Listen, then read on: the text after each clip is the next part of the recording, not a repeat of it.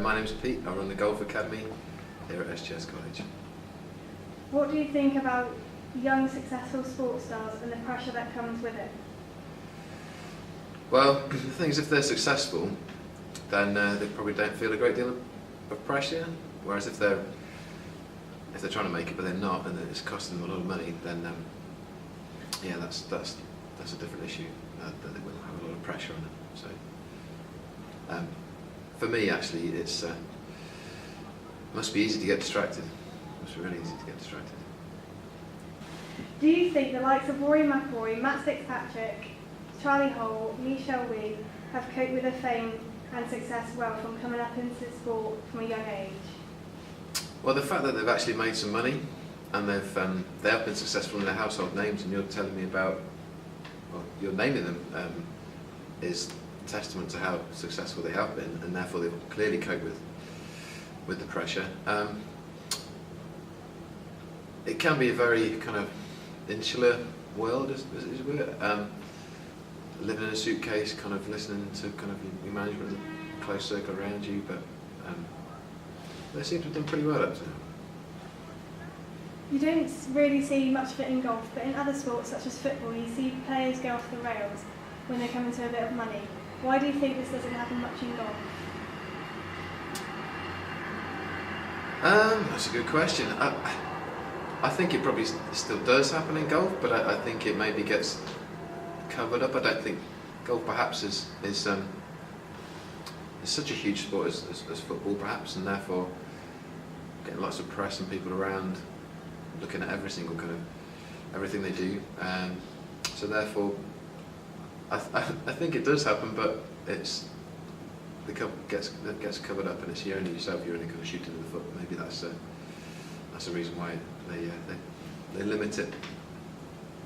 The golfers that have gone off the rails a little bit didn't until they got a bit older. Why do you think they started off doing things such as gambling, sleeping around later in life compared to when they were younger?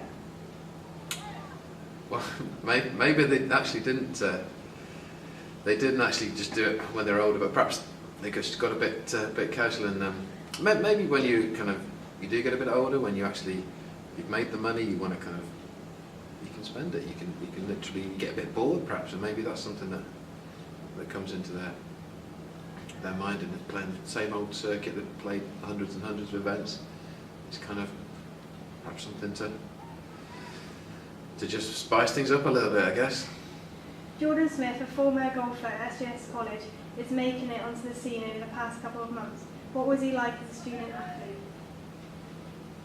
He was good. He's always classy. He always hit it very well. I'd have to say, he probably wasn't the hardest worker. He liked to play, but that year particularly, there was an awful lot of people who were very good, and they were on the A scheme as well, which kind of helped. So they had more time with us, and yeah, he won the intercollegiate tour nationally, and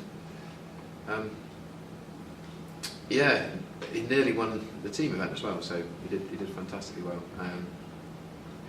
Yeah, we did everything, sort of Pilates, gym, the full package really. So which was great. Was he grounded, and did he have a plan?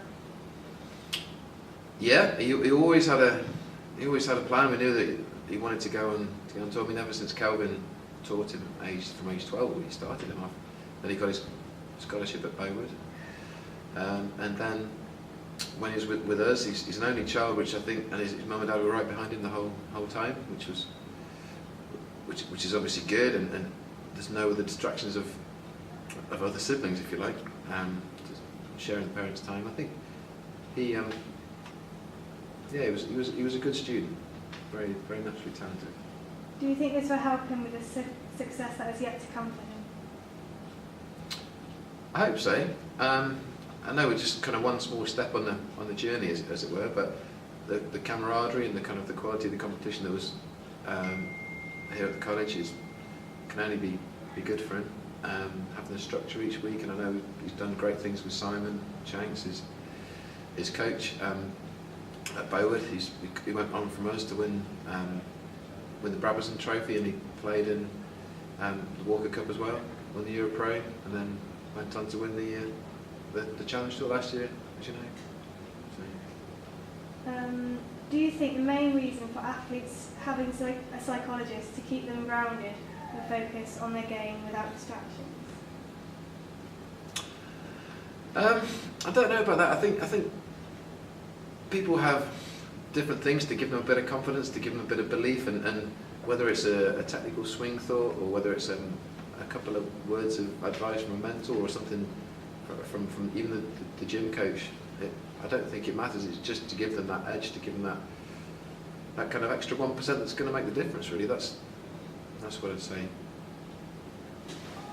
Some people think that elite athletes should have two different personalities to cope with the pressure under and away from the spotlight. Do you think this is a good thing to have two personalities? I think from what you say, it's vital that you have an unbelievable belief in your abilities and a real kind of inner arrogance that you can beat the rest and be the best in the world. I think that's really important. But sometimes that might not fit very well with you socially and your friends and your family and stuff. And so in that sense, yeah, you have to kind of moderate what you say to you outwardly and what you kind of think inwardly. So in that case, yeah, maybe an outward personality and an inward one. Yeah, so in that sense, I'd agree. Thank you for your time. Thank you, Charlie.